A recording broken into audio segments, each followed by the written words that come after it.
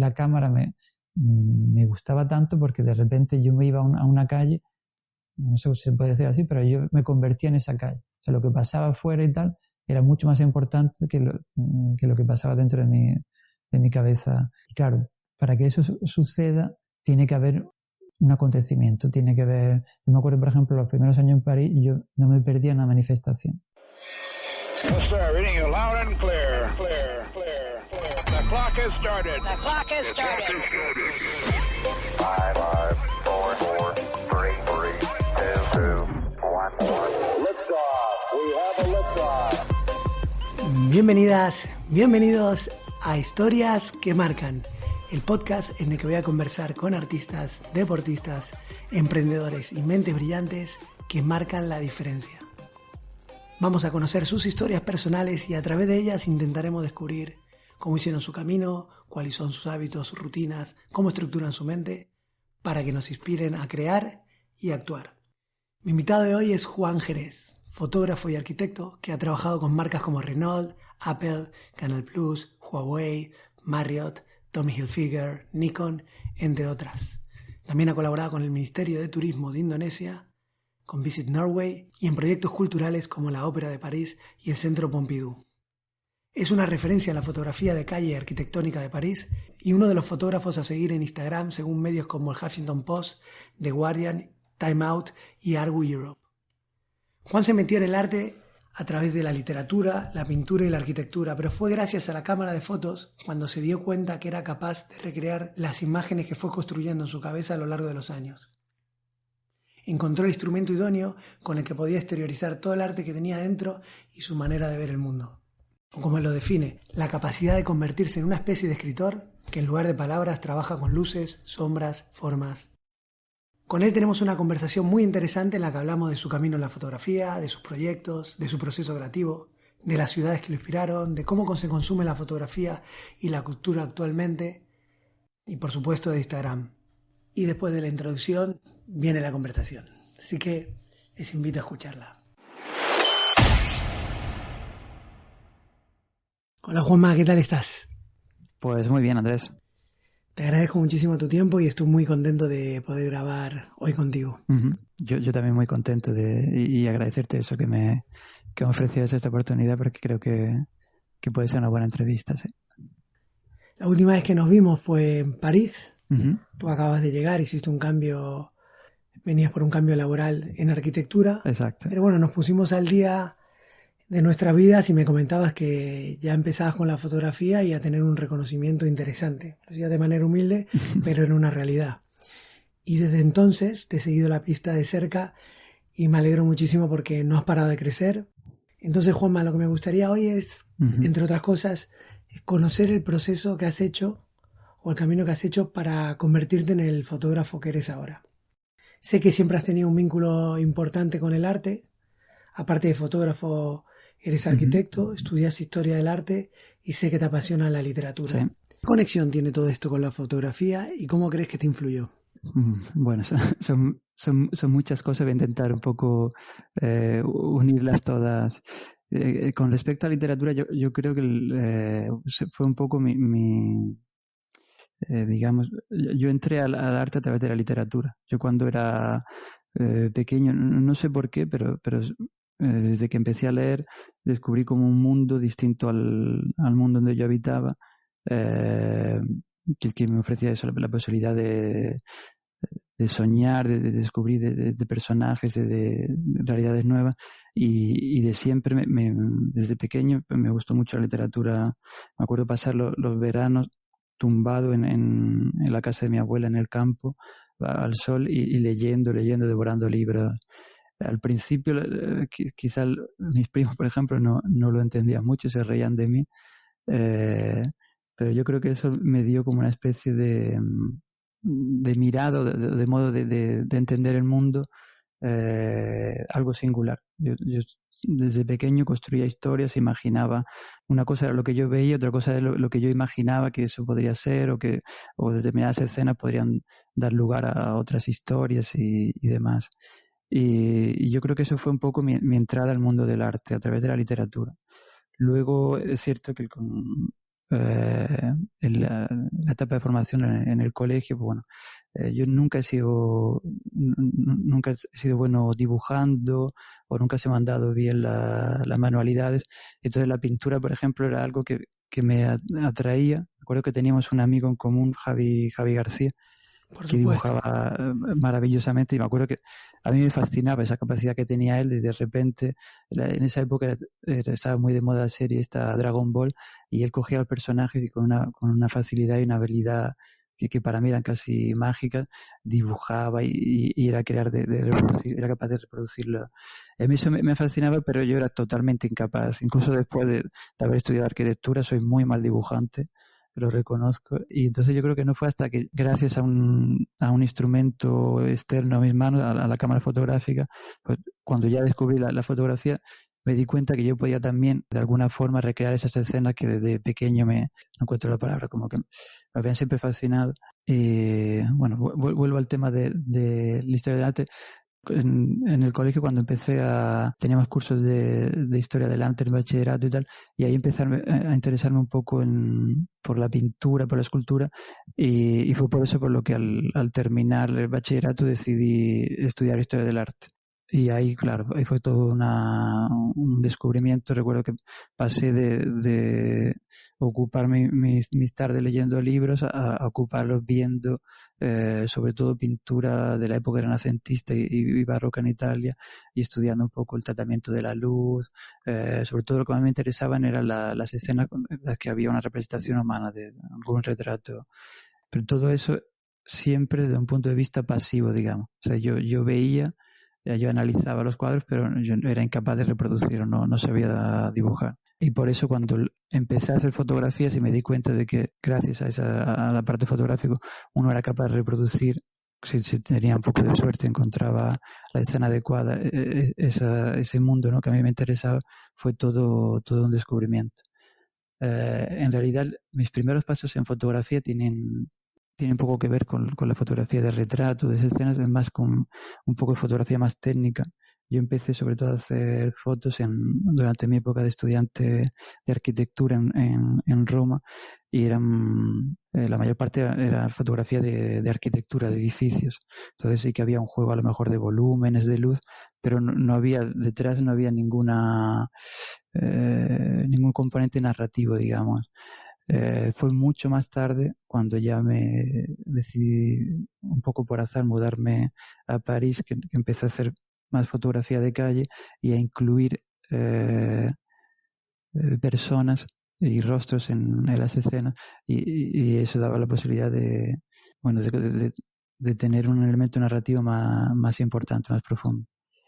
No sé si se sabe claro todo lo que digo, porque la verdad es un poco... Está clarísimo y muy bien explicado. Hablas de 3 ciudades con un legado cultural y artístico importantísimo, que son Granada, Roma y París. Sí. Y además que son ciudades que tienen muchísima vida y personalidad. Uh-huh. Háblame de tu relación con ellas. Bueno, Granada, yo siempre digo que yo creo que nunca he salido de Granada, aunque llevo ya casi, pues ya van a ser más de 20 años que no vivo allí, pero de alguna forma siempre la luz del sur, la relación que yo tengo con determinados barrios, con el Albaicín, con la Alhambra, creo que me han marcado de una forma tan determinante que, aunque no viva allí, es como forman parte de mí. Es algo que no... si yo soy así, yo creo que si yo veo el mundo de esa forma, es gracias a Granada. Es una ciudad, como tú conoces bien, preciosa. A lo mejor es cierto que la actividad cultural allí es importante, porque la Universidad de Granada es una institución que tiene una gran importancia en la ciudad, pero el modo de entender el arte es distinto a cómo se puede entender, por ejemplo, sobre todo en París, que es una ciudad donde la cultura tiene un protagonismo fundamental. Yo siempre digo que cuando yo voy a Granada, por ejemplo, y digo que soy fotógrafo, mucha gente te mira casi con lástima, o como diciendo, bueno, este pobre, que cómo hará para pagar su alquiler y tal. Y en cambio, cuando digo lo mismo en París, cuando no me presento como fotógrafo, todo el mundo enseguida se interesa, qué haces, qué no haces y tal. Entonces, son realidades distintas. Luego, Roma, en realidad, yo de siempre, desde pequeño, tenía como una fascinación por la cultura italiana, por la época romana, pero sobre todo por el Renacimiento. Y entonces cuando tuve la oportunidad, cuando era todavía estudiante de Historia del Arte y tuve la oportunidad de salir fuera, con una beca Erasmus, pues yo lo tenía claro, el destino tenía que ser en Roma. Y claro, cuando llegué allí el descubrimiento fue tan grande que en principio iba a ir por un año y me quedé, estuve viviendo casi 8 años en la ciudad.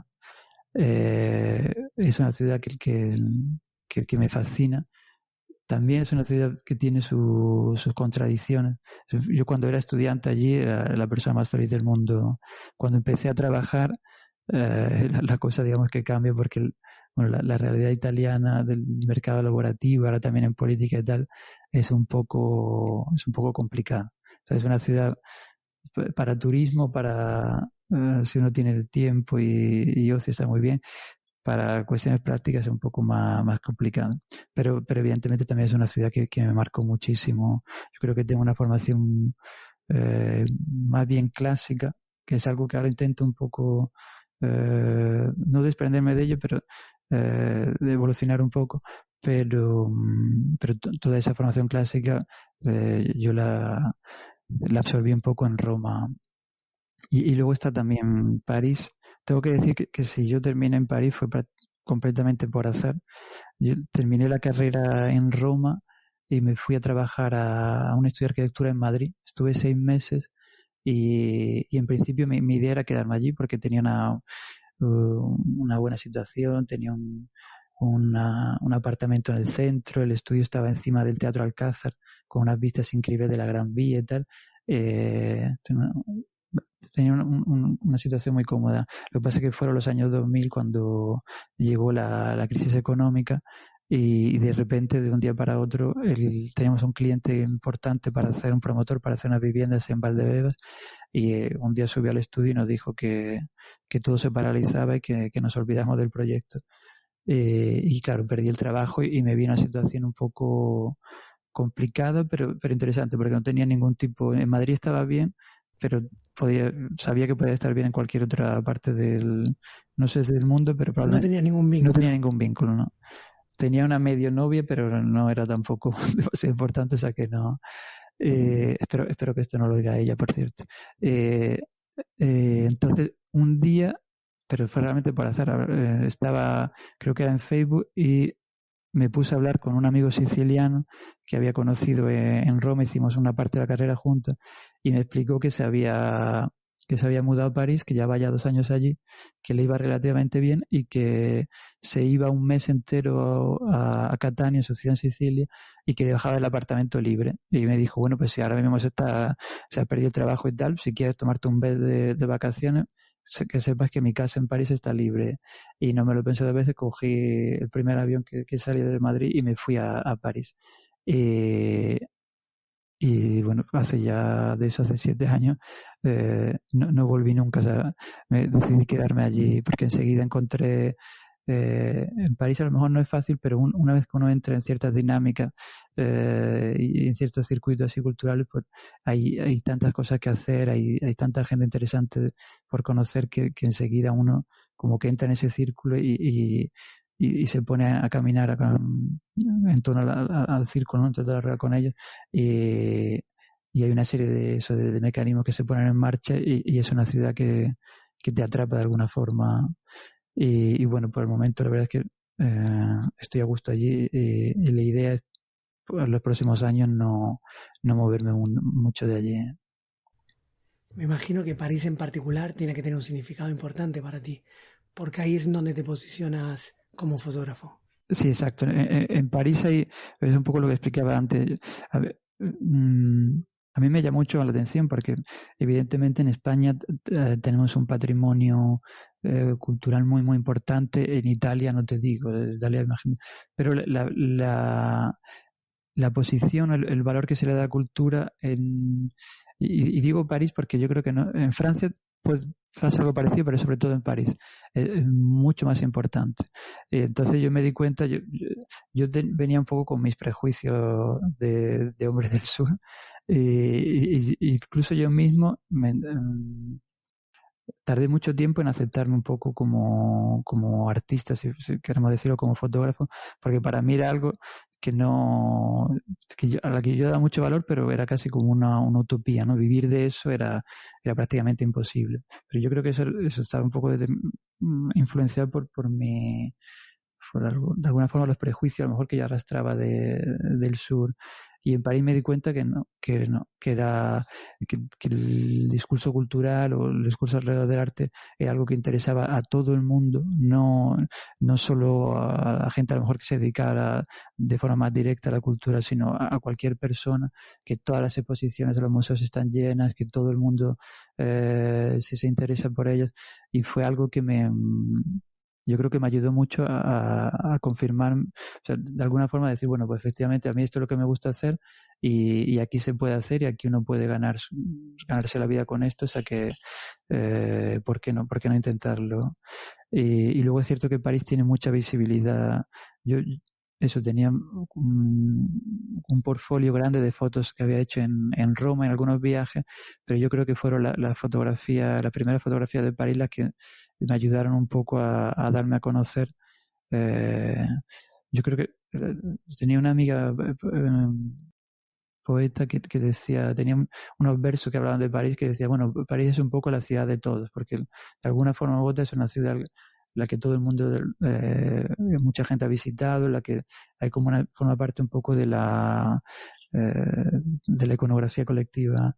Y entonces, claro, cuando uno reproduce imágenes de París, enseguida son imágenes que llaman la atención un poco de todo el mundo. Son edificios o formas que todo el mundo puede reconocer, y yo creo que eso me ayudó al inicio a dar un poco de visibilidad. Juanma, me habla mucho del respeto que se le tiene al artista y el respeto que le tiene al arte.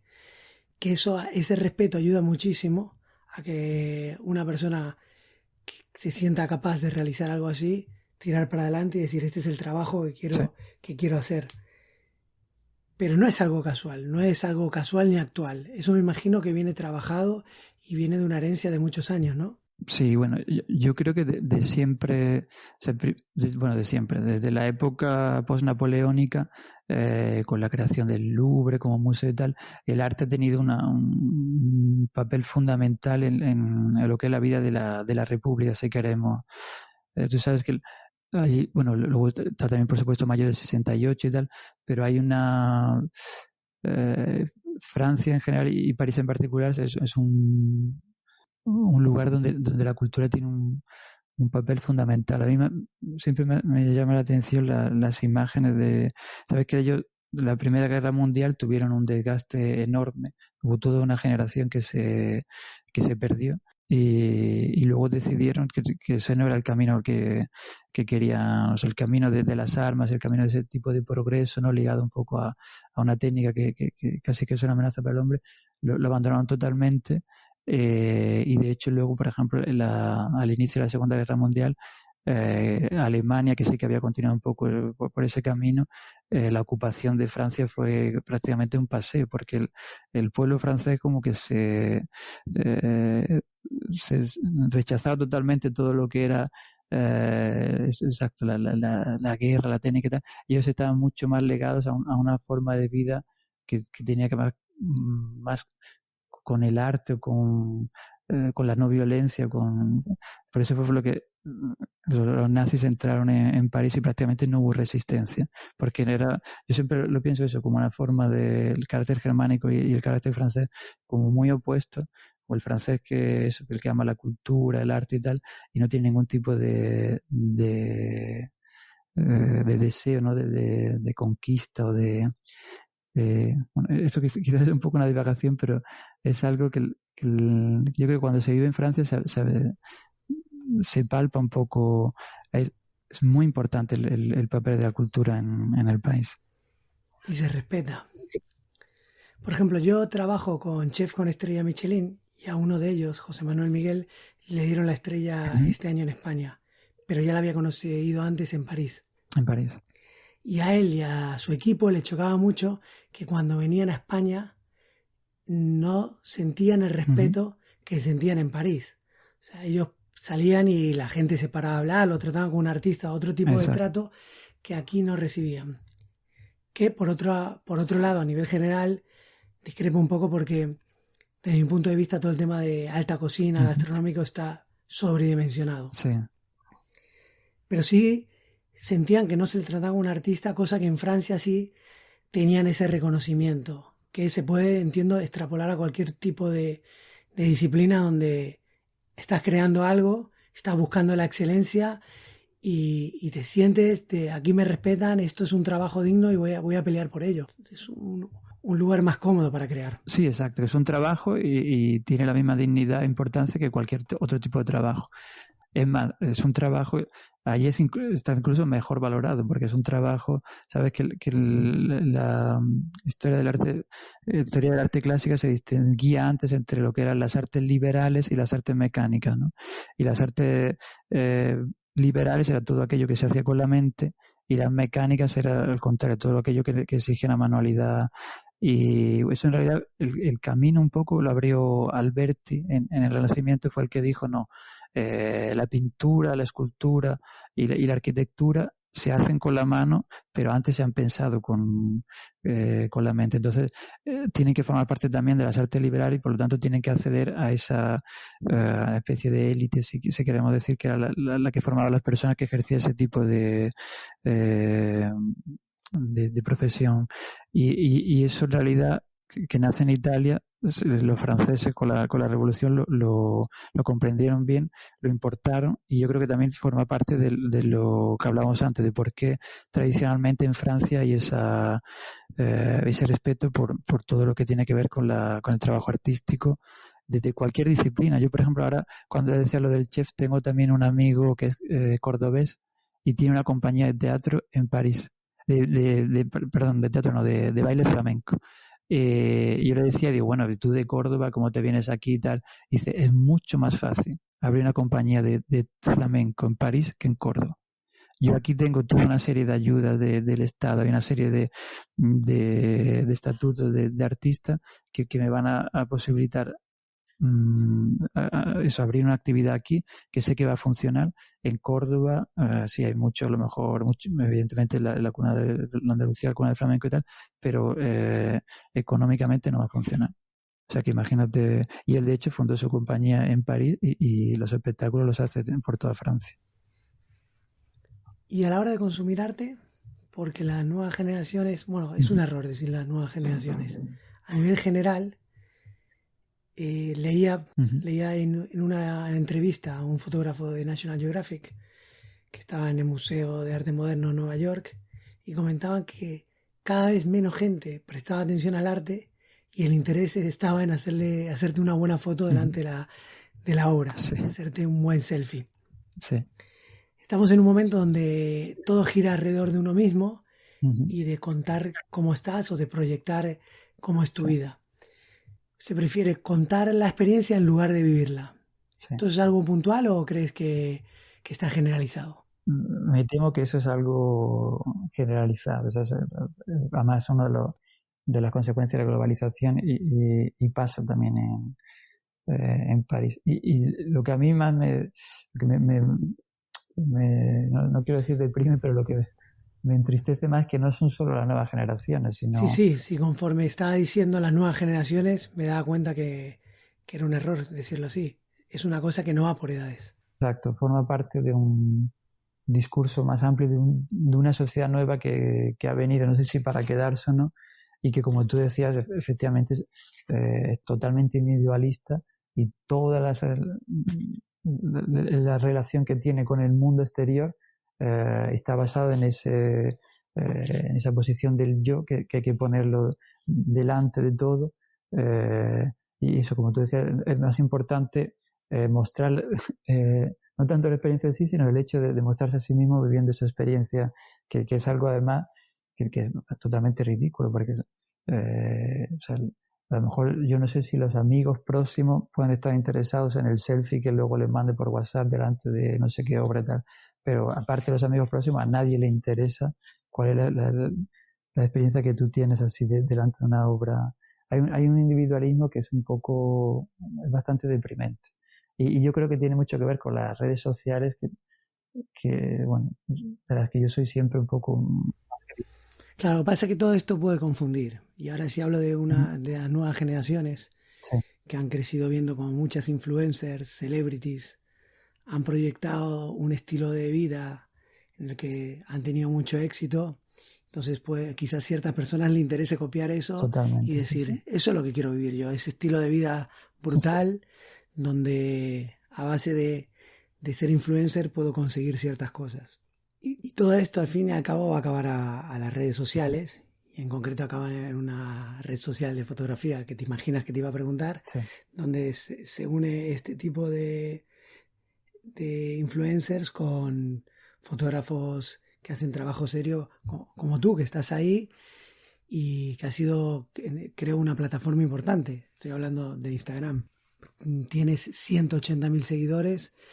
Entonces, ¿cómo se compagina estas dos cosas? Explícame un poquito porque yo tampoco es una red social que estoy muy metido de momento. Bueno, yo soy muy crítico con Instagram actual, pero es verdad que yo tengo que reconocer que cuando te hablaba antes el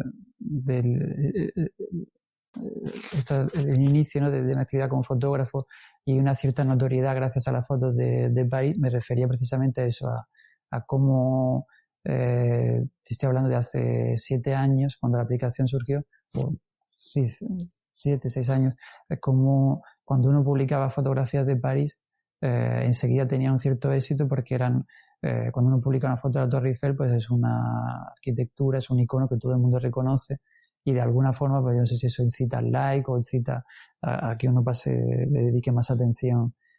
Y efectivamente yo al inicio, o sea, yo reconozco que al inicio yo me aproveché de alguna forma o esa notoriedad que me dio Instagram, porque ellos hicieron un artículo con mis fotos de París en el blog de Instagram y eso hizo que tuvieran muchos seguidores y empezar a tener algún que otro contrato de fotografía.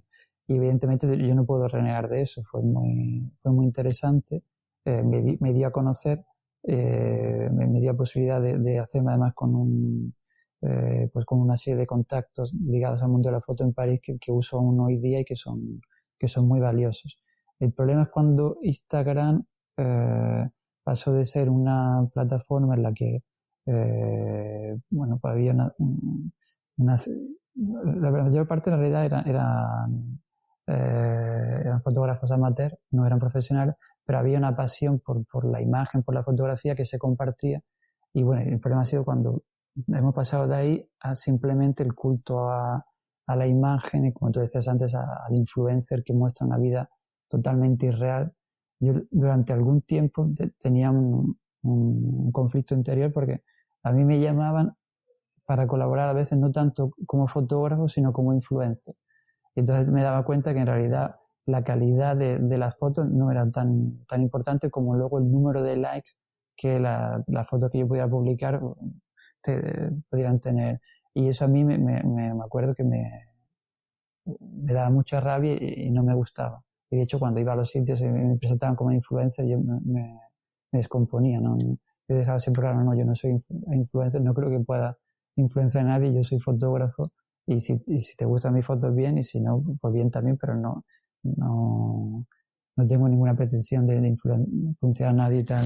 Y el problema es que eso soy yo porque tengo un modo de ver las cosas que no... O sea, yo me di cuenta, por ejemplo, ya te digo, como ese camino no me interesaba, yo decidí, bueno, voy a publicar solo las fotos que realmente me gusten y aunque no funcionen bien en la lógica de like y tal, me da igual, yo prefiero tener menos like, pero de gente que realmente yo aprecio, que gente que yo sepa que tiene un determinado gusto o que trabaja en determinadas instituciones, que tener 3.000, 4.000, 5.000, 10.000 likes de gente que da like simplemente porque está, no sé, en el metro y tiene 10 minutos de metro y pasa, en esos 10 minutos pasa 150 imágenes y da 150 veces al like. Y luego cuando sale el metro ni siquiera recuerda las imágenes que ha likeado. Entonces, no sé, yo creo que sigue siendo una plataforma que está muy bien, todo el mundo está en Instagram. ahora muchas veces, más que una carta de visita, te preguntan directamente, bueno, ¿cuál es tu Instagram? Y eso evidentemente ya te dan una presentación. Yo, por ejemplo, que tengo bastantes seguidores y tal, pues ya me dan a cierta posición y puede estar bien, pero creo que está haciendo también mucho daño y que todo este tema de influencer y tal, no sé, yo soy bastante escéptico. Pero cuando te preguntan por tu cuenta de Instagram como carta de presentación, ¿en qué contexto se hace esto? Sí, en contextos muy distintos. A nivel fotográfico también, pero sobre todo, yo por ejemplo muchas veces hago reportajes en París, yo qué sé, durante la Fashion Week, por ejemplo. Y entonces, normalmente son, más que los desfiles, que a mí no me gustan, son los eventos luego durante la fiesta que hacen durante la semana las distintas marcas y tal, porque es mucho, el desfile es todo como muy, primero hay que pelearse con los otros fotógrafos para tener la mejor plaza y a mí eso no, como que no me da mucho, y luego es todo muy, muy estructurado, no hay casi margen para la improvisación, hay un modelo, una modelo que van a desfilar por una pasarela, tú sacas las fotos, tac, tac, y ya está. A mí eso no me interesa mucho. Me gusta mucho, por ejemplo, la parte de eventos la noche, sobre todo a partir de una determinada hora en la que todo el mundo se relaja un poco y a lo mejor gracias al alcohol y tal, pues están como más, hay mucha más espontaneidad, y ahí en ese tipo de contexto pues se usa mucho, bueno, sacar fotos de gente y tal, y luego esa gente está interesada en recuperar la foto y lo primero que te preguntan no es dame tu mail o dame tu Instagram. La primera pregunta que te hacen, porque ellos están todos en Instagram y es muy fácil, simplemente te siguen o te toman el contacto y luego comunican contigo a través de la red.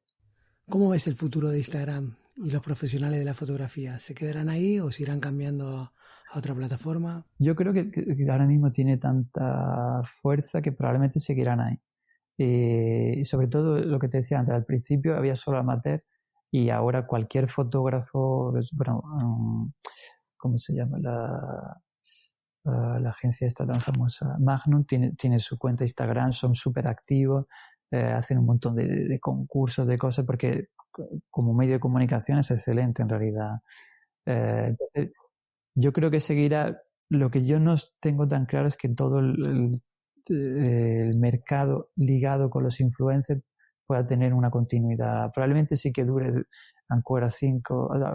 durante 5 o 10 años, pero no creo que... O sea, yo lo veo, yo trabajo a veces con ellos, a veces tengo que hacer shooting en París, me llevan para campañas en las que hay influencers.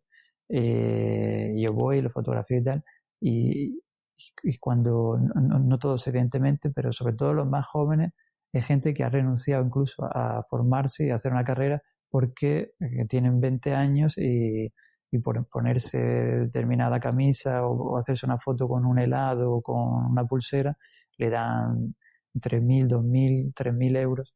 Y claro, cuando tienes 21 años y al final del mes te llega la cuenta y tienes 20.000 euros por hacerte fotos, evidentemente yo entiendo que incluso además esa fascinación que ejercen sobre los otros, como tú decías antes, sobre las nuevas generaciones, yo me imagino la posición de un padre ahora que le tiene que decir a su hijo, no, mira, estudia esto porque el día de mañana y tal, y el hijo dice, oye, que mi amigo tal gana 10 veces más que tú solo poniendo fotos de una camisa, un pantalón y tal.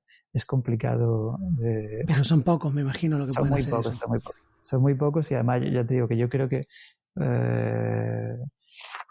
no sé cuánto puede durar. Y cuando termine eso, me pregunto qué harán. Yo espero que inviertan bien el dinero que ganan, porque cuando termine eso, hay gente que luego es incapaz de hacer cualquier otra profesión. Entonces, no lo sé. Yo soy bastante escéptico con eso, ¿no? Bueno, en Instagram hemos nombrado a los influencers, también están los fotógrafos, pero también está estamos el resto de los humanos.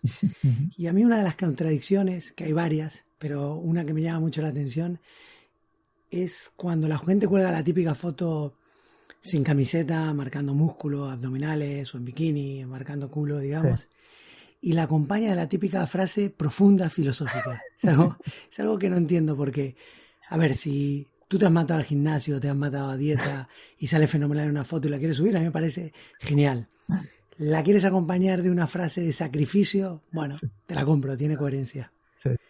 Pero cuando tú te sacas una foto y dices por dentro, uy, qué bien salgo, no parezco ni yo, y la quieres colgar y quieres compensar el postureo. Poniéndole una frase profunda, filosófica, es algo que no entiendo, que me mata. Porque no la cuelgan solo los influencers, los Instagrams, la cuelga la gente que conocemos. Sí, sí, sí, claro. A mí casi que me hace gracia en realidad. Y yo estoy deseando que algún historiador del arte o de la fotografía haga un estudio serio sobre ese tipo de contradicciones y de estupideces, porque en realidad son estupideces. Y porque en realidad es un fenómeno que tú dices está muy extendido. O sea, es un modo de comunicación que se ha vuelto viral, que es una palabra que se usa mucho ahora, y todo el mundo, sobre todo también me hace gracia eso que tú decías antes, porque a lo mejor si tú haces eso y eso, como te decía antes, te reporta una cantidad de dinero al mes importante, dices, bueno, pero si tú haces eso y luego lo ven solo un círculo de amigos y lo ve, o sea, yo no veo un poco, me parece una cosa bastante ridícula. El problema es que yo estoy leyendo ahora un libro de Araki, un fotógrafo japonés muy interesante, y él decía que él renunció, bueno, en realidad lo echaron, él trabajaba para una compañía una agencia de comunicación, fotografía, y decía que él no soportaba, y estaba hablando de una época en la que todavía no aparecían las redes sociales, pero que no soportaba la foto de moda perfecta, en la que todo estaba perfectamente estudiado, las luces, el maquillaje, el peinado y tal, porque era algo irreal, decía. Eso no existe en realidad, y la fotografía de siempre, la cosa interesante de la fotografía y la que la vuelve única es que es capaz de inmortalizar, de alguna forma de retratar la realidad tal y como es. Que yo creo que la verdadera fotografía es el reportaje, es decir, bueno, aquí hay un fotógrafo, un artista o cualquier persona que tiene delante suya una realidad y va a elegir una parte de esa realidad para mostrártela a ti, y efectivamente el encuadre es ya algo subjetivo, pero luego no va a alterar lo que hay. Todo lo que los jóvenes ven ahora en Instagram no tiene nada que ver con eso. Tiene que ver más bien con una especie de, ni siquiera idealización, porque lo del uso de filtros, esto de belleza y tal, es horrible en realidad. Si tú lo analizas, son imágenes, estas pieles así lisas, estos ojos grandes y tal, es como una cosa casi no sé, de alien pero el problema es que hay toda una generación que se está interesando por la imagen a través de este tipo de publicaciones. Y eso yo sí creo que puede. Yo estoy intentando desarrollar una teoría que tiene que ver con lo que sucedió en la Edad Media con respecto a la cultura greco-romana. Hubo un momento en que tú sabes que se olvidó el latín, entonces todo el legado de la cultura greco-romana estaba ahí. En realidad estaba más bien en monasterios y tal, pero se olvidó porque la gente fue incapaz de leerlo. Y yo creo que ahora nos puede pasar algo parecido. O sea, hay todo un legado de la historia de la fotografía importantísimo, que es una historia que tiene ya un volumen muy grande y que la gente está olvidando y sobre todo es incapaz de leer, porque yo lo veo, por ejemplo, con los jóvenes. Tú le muestras una imagen, yo qué sé, de Gary Winograd, que es un fotógrafo de calle americano impresionante, uno de los padres de fotografía de calle, y ellos lo ven y dicen, bueno, pero es que esta fotografía, esto en Instagram no va a tener like, esto no va a gustar. Sí, pero bueno, no vamos a hablar de Instagram. Tú dime si te gusta esta foto o no. No me gusta porque esto no va a tener éxito. O sea, es como si olvidaran el latín o una serie de instrumentos para juzgar una imagen que se han construido a lo largo de siglos y siglos de evolución, y todo se basa simplemente en los likes que pueda tener una foto, en los no likes. Entonces yo creo que nos estamos volviendo, como sociedad de la Edad Media, casi analfabetos para analizar las imágenes, porque el consumo masivo de imágenes que se hace hoy es a través de esta serie de posts que no tienen ningún tipo de interés. Son todos iguales. Lo que tú decías es chico con torso desnudo, chica con bikini o enseñando el culo, con una puesta de sol, con colores totalmente saturados y sobre todo con la frase de un poco metafísica debajo que no tiene ningún sentido. Entonces, a mí eso sí que me... O sea, al inicio me producía gracia, pero sí que es verdad que me preocupa que hay toda una generación que se adentra al mundo de la imagen a través de eso y que que son casi analfabetos en realidad. Es curioso lo que dices, es interesante, porque una plataforma de fotografía parece que en lugar de proyectar la disciplina, le está haciendo daño, la está reventando un poco. Sí, la está reventando totalmente, pero bueno, eso también es una forma, o a lo mejor sí, la está cambiando, hay también muchos muchos fotógrafos en Instagram, y hay muchos. El problema es que la mayor parte de ellos tienen poco éxito porque no son las imágenes que... yo lo veo también, por ejemplo, antes yo usaba Instagram cuando yo llegaba a una ciudad que no conocía y tal, hubo un momento en que se podía usar para localizar a lo mejor lugares interesantes y tal, yo qué sé. Ahora, por ejemplo, estos días yo estoy en un pueblecito en Italia, cerca de Verona, que se llama Pescantina. Pues uno llegaba, ponía Pescantina en el buscador de Instagram y normalmente aparecían fotografías de lugares interesantes y tal. Ahora, cuando uno hace eso, las 100 primeras imágenes son fotos de gente, chicas en bikini, chicos medio con el torso desnudo y tal, porque es lo que son las fotos populares, son las fotos que se identifican con un determinado lugar en cualquier parte del mundo. Y eso la verdad es que es no sé si, como tú dices, está destruyendo la fotografía, pero sí que es verdad que la relación que tenemos con la imagen está cambiando mucho, ¿sí? Bueno, para entrar en fotografía, ¿cómo es tu proceso creativo? ¿Cómo armas tú los relatos? Bueno, yo ahí tengo esa base de la que hablamos antes, ¿no? De la literatura y todo, una especie de imaginario que yo me he fabricado a lo largo de mi vida, pues, que tiene que ver eso con la lectura de determinadas obras, pero también con mi biografía personal. Y lo que pasa es que normalmente yo aprendí la fotografía desde un punto de vista técnico, pero con la fotografía y arquitectura, pero luego cuando yo realmente me di cuenta que era algo que me apasionaba y que casi que me obsesionaba, fue con la fotografía de calle.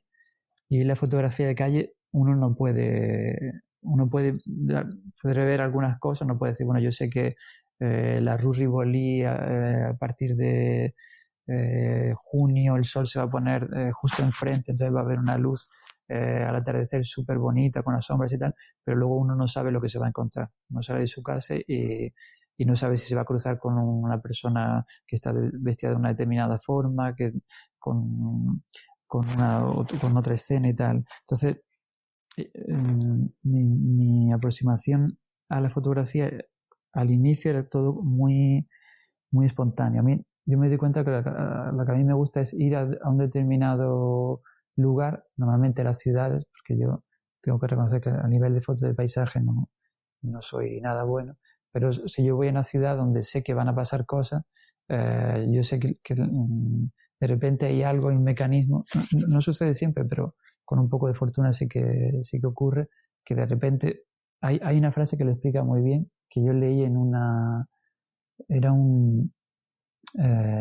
como un comentario a una exposición que había en el Centro José Guerrero en Granada, de un fotógrafo americano, Luis Fourier, y era una crítica de arte española que decía, que hablaba de ese estado de ánimo en el que prácticamente uno se vuelve lo que está afuera y se olvida de sí mismo. Ella decía, ¿cómo era? Era aquí fuera, allá dentro. Era la frase que cuando yo la leí se me pusieron los pelos de punta, porque explicaba perfectamente ese proceso del que te hablo. De repente uno está en la calle y lo que ocurre en la calle es más importante que que el mundo interior de uno, lleno de preocupaciones, lleno de cotidianidad, que es un poco en contradicción con lo que hablábamos antes, ¿no? De esa tendencia actual a poner el yo y el ego siempre delante de todo.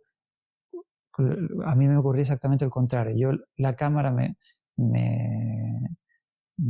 gustaba tanto porque de repente yo me iba a una calle y yo, no sé si se puede decir así, pero yo me convertía en esa calle. O sea, lo que pasaba afuera y tal era mucho más importante que lo que pasaba dentro de mi cabeza. Y claro, para que eso suceda, tiene que haber un acontecimiento, tiene que haber... Yo me acuerdo, por ejemplo, los primeros años en París, yo no me perdía una manifestación. Me iba a todas las manifestaciones, fuera del signo político que fueran para reivindicar una cosa u otra. Me acuerdo que me iba a todas porque allí era una oportunidad perfecta de hacer retratos de calle y de tener una acción que... Las manifestaciones siempre hay algo que pasa, ¿no? Y yo aprendí un poco la fotografía de esa forma. Ahora sí que es verdad que últimamente hago un poco menos de ese tipo de fotos espontáneas de calle y estoy intentando hacer algo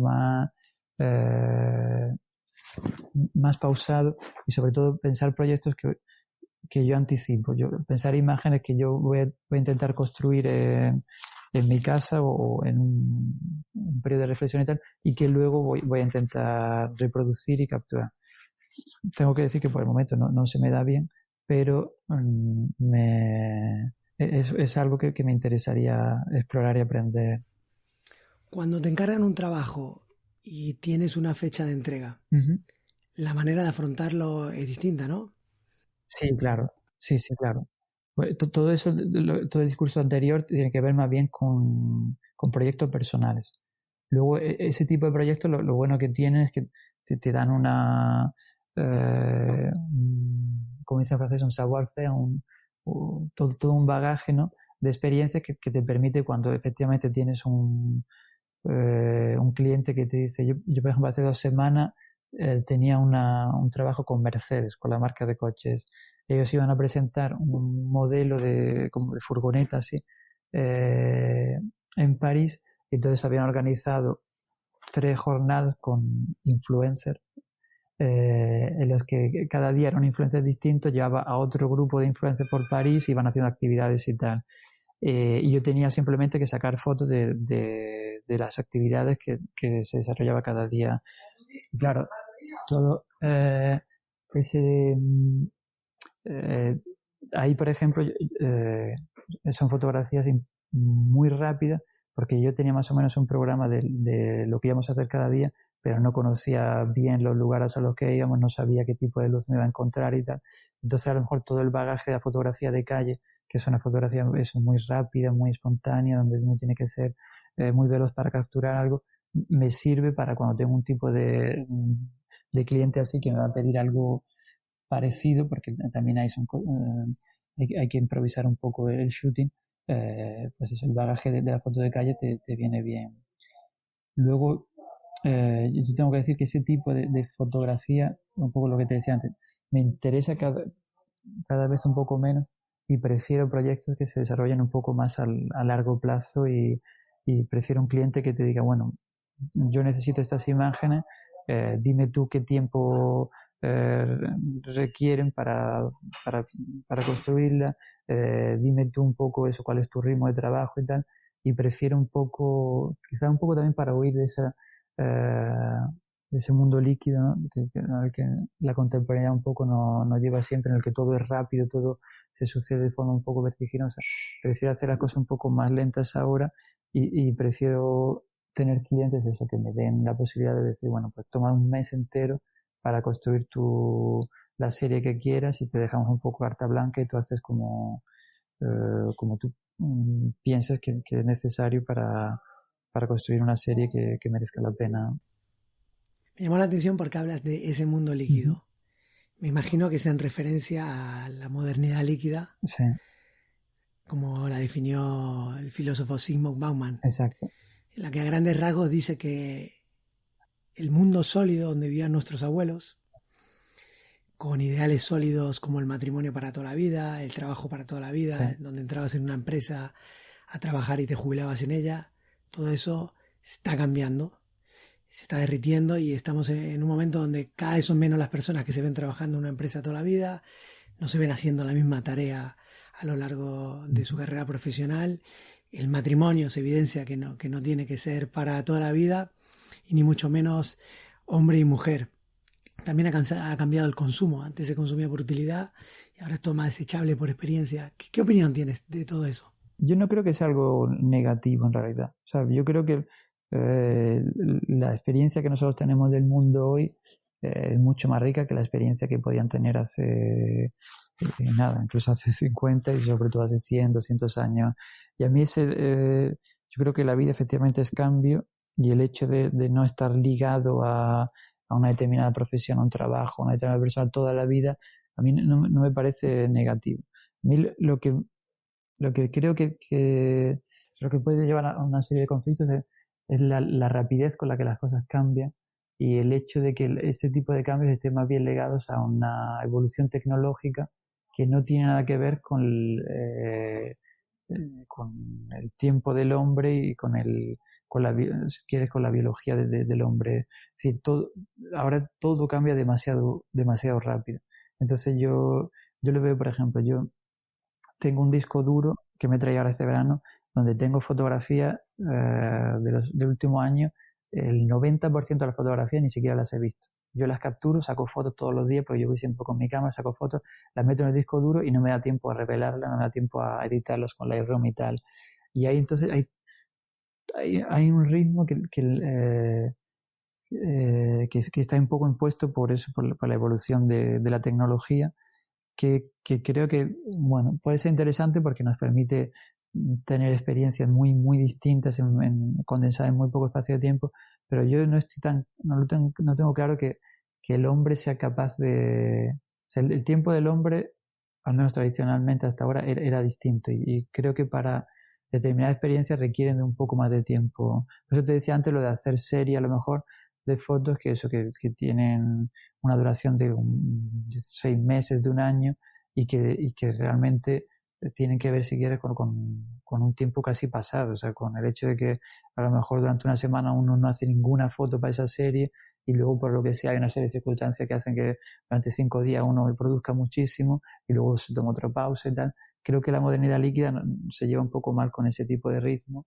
Pero bueno, siempre que se pueda un poco compaginar las dos, ¿por qué no? Si uno puede tener acceso a 1000 experiencias y de repente por hacer una pausa y tomarse un poco de tiempo para intentar asimilar todo lo que ha visto, puede ser interesante.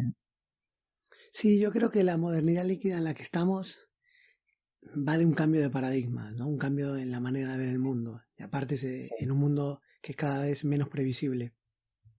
Y a raíz de esto nosotros hablamos en una presentación que hicimos en la que explicábamos cómo conseguimos estar dentro de las 50 mejores empresas para trabajar durante 5 años consecutivos.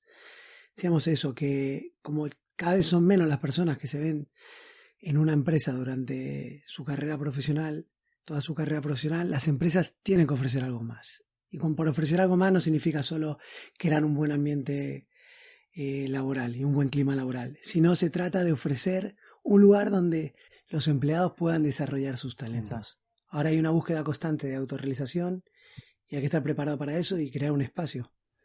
Sí, y además yo creo que es algo muy positivo, el hecho de que efectivamente, como te dices, antes estaba todo mucho más estructurado, entonces uno hacía una carrera y sabía que esa carrera ya iba a determinar el resto de su vida, y prácticamente la elección de la carrera se hacía de alguna forma u otra casi en la adolescencia, ya eligiendo un bachillerato de ciencias, de letras y tal, y todo era demasiado, había una especie de túnel ahí donde te metían y decían, venga, este es el túnel que tú vas a hacer, y a lo mejor toda una serie de talentos se perdieron porque no había espacio para ello. Y ahora, con esta facilidad de cambio que hay, con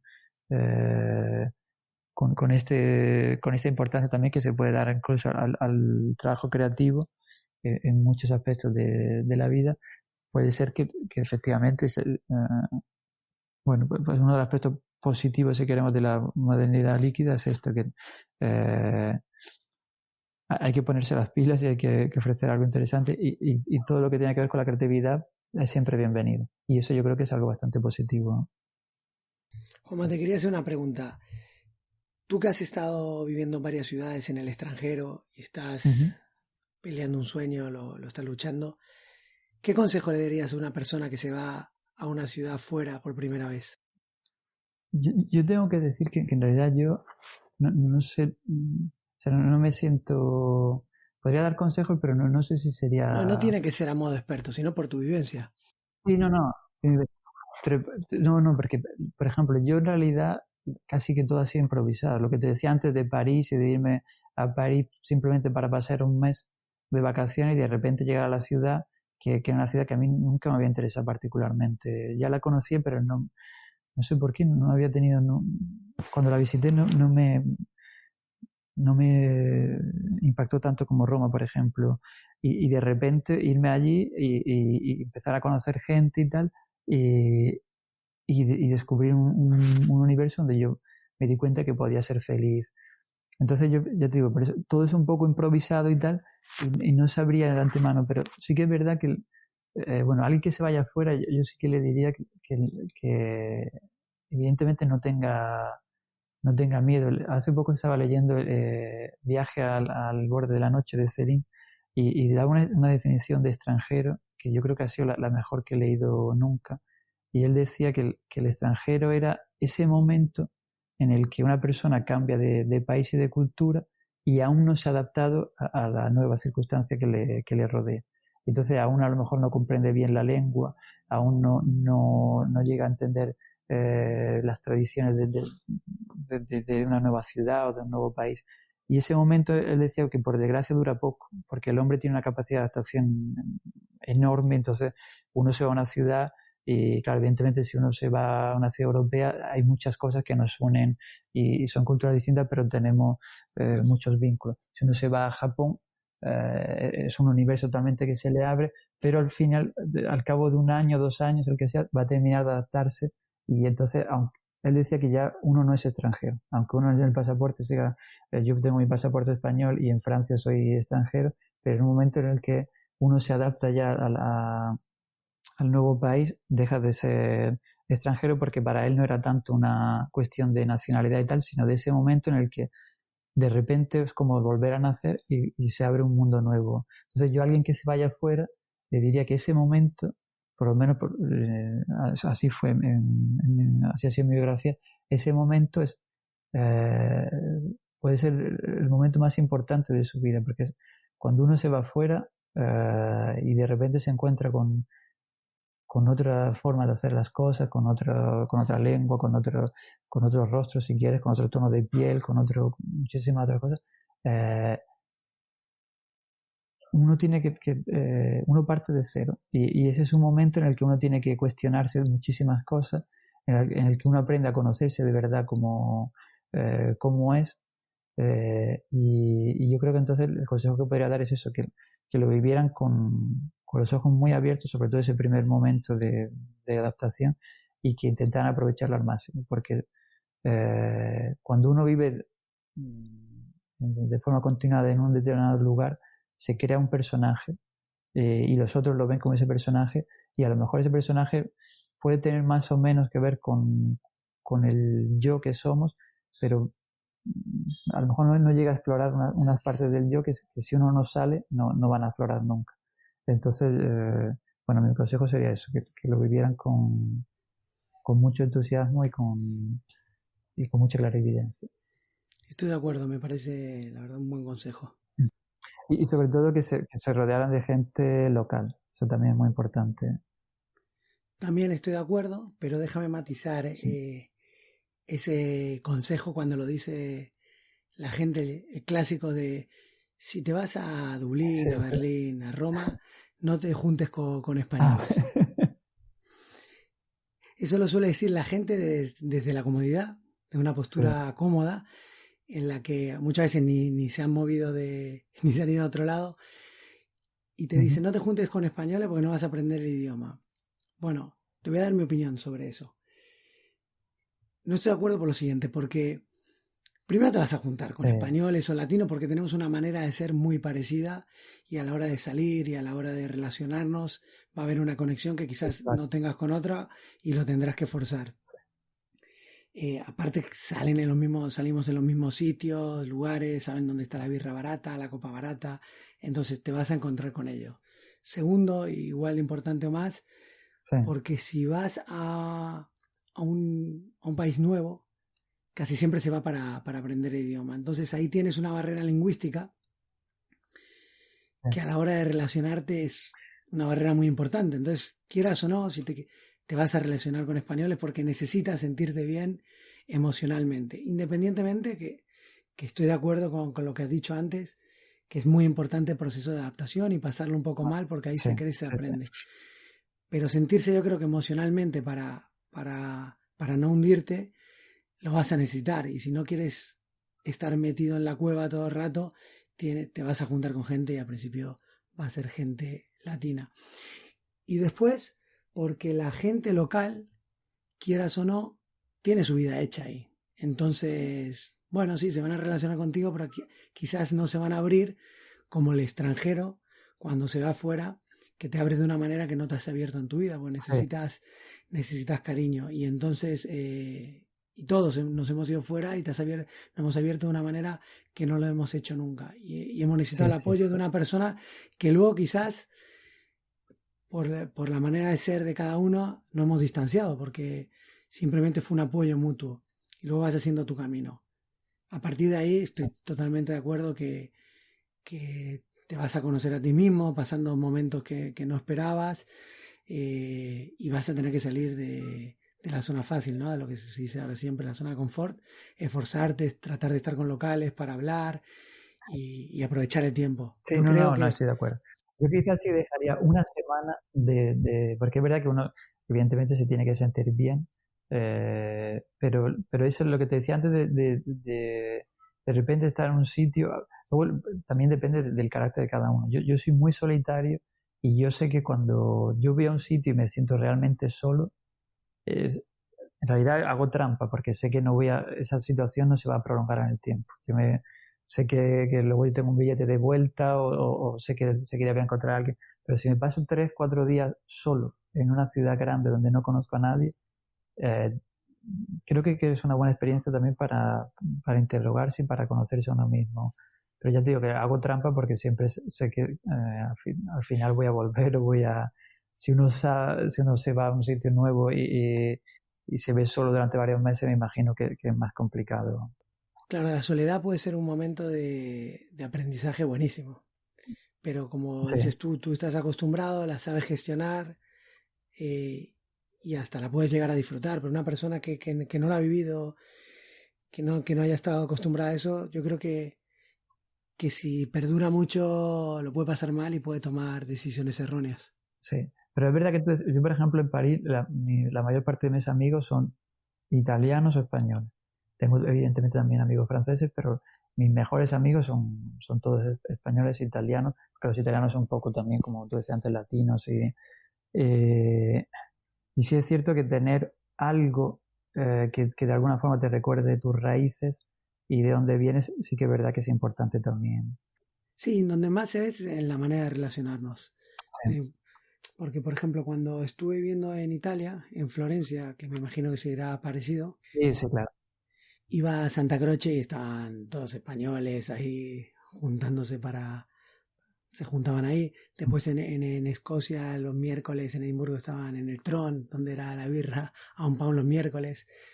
De hecho, me acuerdo que hacíamos la broma de, un día hablé con un escocés, porque eran todos italianos, españoles, y no me acuerdo de dónde. Pero en el otro lado, y en donde noté la diferencia grande, fue cuando me fui a estudiar a Finlandia. Sí, bueno, allí es que... Sí, ahí hice Erasmus en Finlandia, y era un pueblecito muy chico. De hecho, era la primera persona que venía de Granada, y también, como sabes, soy de Argentina, estudiamos juntos. Y te digo, entonces éramos 20, 30 Erasmus, súper poquitos. Y recuerdo que aparte hice algunas asignaturas de inglés comercial allí, y entonces iba con gente local, que cambié un poco los créditos. Entonces iba a clase y decía, hola, ¿qué tal? Todo el mundo, hola, muy educados, hola. Y cuando iba a arrancar la segunda frase para interactuar un poco, me giraban la cara. Y era algo que no lograba acostumbrarme.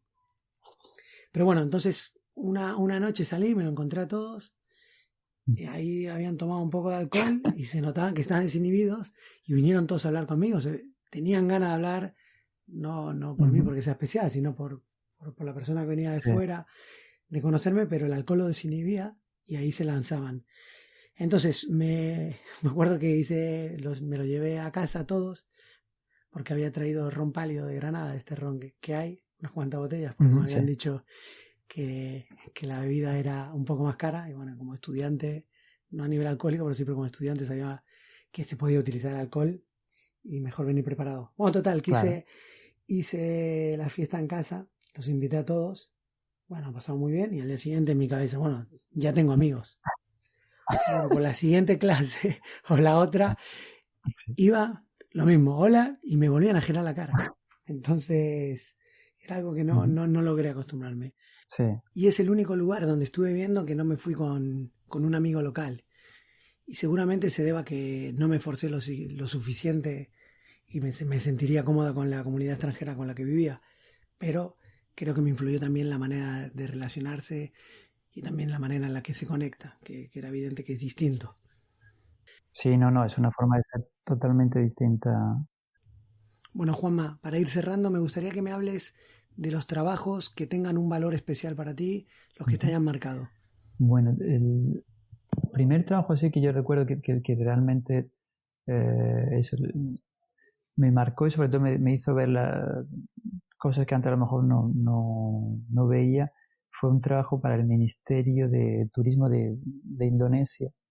Entonces, un trabajo que se hizo en 2 años. En total pasé con otra serie de fotógrafos casi un mes entero en el país y fue un trabajo interesante porque, bueno, claro, evidentemente el Ministerio de Turismo estaba interesado en enseñarnos los lugares turísticos y los lugares que ellos habían elegido. Y un poco la primera expedición que fuimos nos concentramos en eso, pero la segunda nos dejaron mucho más tiempo libre y entonces yo tuve la posibilidad de explorar zonas que a lo mejor se salían un poco del circuito turístico, pero que eran mucho más interesantes y que sobre todo te daba la posibilidad de entrar en contacto con los locales. Entonces ahí yo había hecho muchos viajes, sobre todo eso gracias a la notoriedad, digamos, de Instagram, con compañías de turismo, pues no sé, en Australia, en Finlandia precisamente, en Noruega, en Estados Unidos. Y el problema era que siempre, bueno, ellos estaban, sí, había un programa que estaba como muy bien estructurado, ibas allí, tenías 2 horas para hacer fotos de tal monumento, de tal actividad y tal, y no te podías salir. Y en cambio en ese viaje en Indonesia, la segunda expedición, sí que es verdad que tuve mucho más tiempo libre y volví, fui capaz de hacer eso, pues, fotografías a lo mejor en barrios mucho más populares, en zonas que evidentemente no le interesaban al cliente, a la oficina de turismo, pero sí que me interesaban a mí y sí que me permitieron, bueno, pues decir, no, a mí lo que es fotografía así un poco comercial no me va a interesar o no merece la pena irme muy lejos si sé que no voy a poder salir de determinada zona marcada. Prefiero irme yo solo y hacer un verdadero reportaje de la cultura local. Y fue un proyecto interesante porque me permitió darme cuenta de eso, que me gusta mucho la fotografía de viaje, pero prefiero un poco organizarla yo a ir con cosas demasiado turísticas y marcadas. Luego este año ha sido un año también importante un poco por lo que hablábamos antes de tener proyectos que se desarrollan a lo mejor en un periodo de tiempo más largo. Tuve una comisión de SNCF, que es un poco como la compañía de trenes francesa, como Renfe, y ellos hay una serie de trenes en los alrededores de París que llaman RER, R-E-R, Réseau, tendría que saber, no me acuerdo, pero bueno, es un acrónimo para normar esa compañía de trenes que básicamente, bueno, pues conectan París con la Île-de-France, con todo el extrarradio. Entonces hay determinadas líneas que son un poco, no tienen muy buena fama porque son, a lo mejor a partir de algunas horas son un poco más peligrosas, están un poco sucias y tal. Y a mí me encargaron que hiciera un trabajo sobre la línea C, que va prácticamente desde Versalles hasta el sur de París, llega hasta Dordogne, que está casi a 80 kilómetros de la ciudad, de la capital.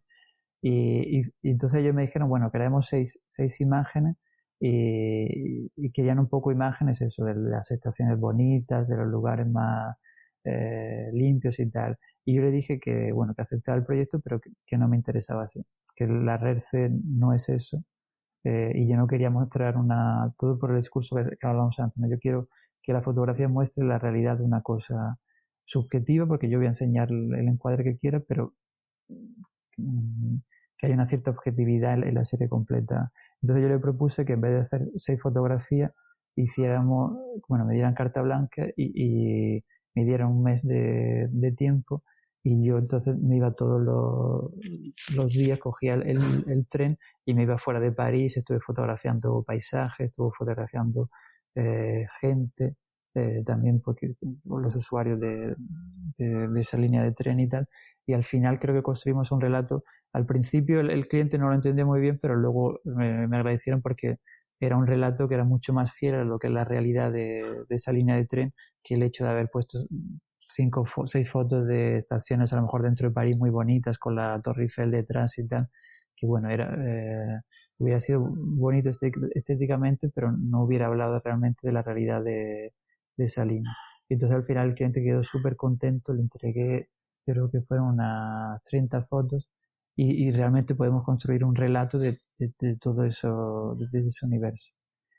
Y bueno, este año también hice otra serie que voy a publicar esta semana con la Ópera de París, porque prácticamente este año es el aniversario. Ellos dicen que son 350 años, porque se supone que el origen de la ópera era la Academia Nacional de Música de Luis XIV. Entonces han hecho toda una serie de actividades para festejar el aniversario, y han invitado a artistas a los que han dado una carta blanca para hacer como un proyecto, tanto en Garnier como en la Ópera de Bastilla. Entonces yo trabajé con un chico que trabaja en la Ópera de Bastilla, e hicimos un proyecto. Sabes que la Ópera de París tiene como esta bicefalia, ¿no? Tiene 2 edificios, el de Garnier, que es el clásico que todo el mundo conoce, donde ahora mismo se hace prácticamente solo ballet, y el de la Ópera de Bastilla, que es un edificio mucho más moderno, mucho más grande, una ópera que yo dice más democrática, digamos, y donde se representan las óperas. Y entonces la idea era, durante casi 6 meses, estuvimos visitando lo que son los lugares que el espectador no puede acceder, tanto en Garnier como en Bastilla, y la idea era, que fue un poco lo que hicimos, era mostrar siempre, en la serie son 26 imágenes, y son siempre como dúos de imágenes. Entonces a la izquierda, cuando en la presentación de la serie, a la izquierda siempre hay una fotografía de Garnier, de un espacio que corresponde con otro espacio equivalente en Bastilla. Entonces, yo qué sé, está el taller de pintura en Garnier y el taller de pintura en Bastilla, o el techo de Garnier, el techo de Bastilla. Y eso fue una serie que se hizo en 6 meses, que requirió de mucho tiempo, de mucha energía y tal, pero que yo creo que el resultado, la verdad es que bueno, se ve que hay un trabajo de documentación y que hay un trabajo realmente de preparación, y eso es algo que me interesa bastante. Sí, sí, suenan muy bien los proyectos. Juanma, ¿hay algún tipo de hábito, creencia que te haya cambiado la vida o te haya mejorado tu vida en estos últimos años? Bueno, yo creo que sí que algo que me marcó un poco sobre los atentados de París, sí que me marcaron un poco, porque yo no estaba esa noche, no estaba en la ciudad, estaba haciendo una campaña para una marca de coches en Lisboa, pero el último atentado que hicieron, el último lugar que atacaron, la Belle Équipe, sí que, bueno, estaba muy cerca de mi casa, y yo conocía a bastante gente que estaba allí esa noche, y perdí a algunos amigos, perdí sobre todo a Michelle, una chica mexicana que era camarera en un bar cercano, y sí que fue algo que tú sabes, por desgracia en España estamos habituados al terrorismo, porque hemos crecido un poco con ETA y tal, pero nunca lo había vivido tan de cerca. Y recuerdo que al año siguiente sí que estuve haciendo meditación, iba a muchas clases de yoga y tal, y sí que me di cuenta, o sea, sí que se ha convertido en algo no sé si ha cambiado mi vida, pero sí que me ayuda, y y que lo considero bastante importante, el hecho de decir, bueno, pues sé que un espacio de tiempo del día o de la semana lo tengo que dedicar a hacer una pausa, a hacer un poco de reflexión, de meditación y a darme tiempo a mí y si quieres, sí, a mi vida interior. Has nombrado un momento muy importante, supongo, en la vida parisina y francesa. Sí. Pero bueno, que de eso se podría hablar muchísimo. Sí, de eso sale otra entrevista prácticamente. No, pero estuvo bien la reacción de la ciudad. Hubo un año como de duelo y en el que no parecía París, parecía que París es una ciudad donde siempre hay, todos los fines de semana hay actividades, hay manifestaciones, hay cosas y tal. Y durante un año la ciudad estuvo con un poco de luto y luego enseguida se despertó de repente y se dio cuenta que, bueno, que era una cosa trágica, pero que había que superar de alguna forma o que incluso como homenaje, digamos, a las víctimas, había que volver a la vida anterior y a esa actividad frenética de París que hace que sea una ciudad tan interesante. ¿Eso es una lectura tuya o es un pensamiento generalizado? No, yo creo que eso es de verdad. O sea, es una ciudad donde quizás hay demasiadas cosas. Que el problema de París, por lo menos lo que pasa a mí, es que yo soy muy curioso y siempre quiero verlo todo y no doy abasto en realidad. Estoy siempre, cuando salgo del estudio, voy a un sitio, a una conferencia, a lo otro, y muchas veces termina la semana y no me acuerdo ni siquiera lo que he hecho porque no paro de hacer. Y sí que es verdad que hay una actividad frenética. En Francia sabes que todo está un poco concentrado en París. Ahora están intentando un poco resolver ese problema centralista que tienen, pero todo pasa en París. Y entonces, sí es verdad que de cualquier tipo de actividad, si uno se interesa por la música, por la fotografía, pero también por el manga, siempre hay cosas que hacer, siempre hay cosas que... Y ya te digo, el año después de los atentados, toda esa actividad, que es un poco lo que define la personalidad de París, se interrumpió y parecía otra ciudad, parecía un lugar inhóspito, había una tristeza que realmente se podía ver, Un año de duelo real. Un año de duelo, sí. Pero luego enseguida, como yo digo, la rueda parisina se pone en marcha y no hay quien la pare. Bien, Juanma, ¿cuál es el libro que más recomiendas o el que más regalas? Pues cambia tanto, pero yo siempre, si tuviera que regalar un libro a alguien así, un libro un poco como el consejo del que hablábamos antes, regalaría La Odisea siempre. Que es un poco el libro que a mí me marcó desde pequeño. Luego hay muchos otros libros así que me han marcado, pero creo que sería La Odisea, sí. Y ahora sí, Juanma, para terminar, si te quieren encontrar, ¿cómo lo pueden hacer? Bueno, pues como has dicho antes, vamos a utilizar Instagram, que yo creo que es lo más... Es la realidad hoy en día, tampoco lo vamos a negar. No, y ya te digo que yo no soy crítico en algunas cosas de Instagram, pero luego le agradezco muchísimo. Yo creo que si yo he conseguido convertir en fotógrafo profesional, está muy ligado a Instagram, o sea que yo no puedo tener más que palabras de agradecimiento. Entonces mi Instagram es Juan Jerez, simplemente. Y vamos, poniendo Juan Jerez en Instagram me encuentro. Yo también dejaré las referencias en las notas del programa. Ah, perfecto. ¿Te interrumpí? ¿Querías decir algo más? No, bueno, que ha sido un placer hablar contigo. Que es verdad que aunque no nos veamos a menudo, pero yo creo que hay mucha afinidad entre nosotros. Y eso yo espero que de alguna forma se plasme en la entrevista, en realidad. No, el placer es mío, Juanma. Creo que se plasmó y te agradezco muchísimo tu tiempo, sobre todo porque estás de vacaciones y paraste este tiempo para hablar conmigo. Así que muchísimas gracias y tú y yo estamos en contacto. Te mando un abrazo enorme.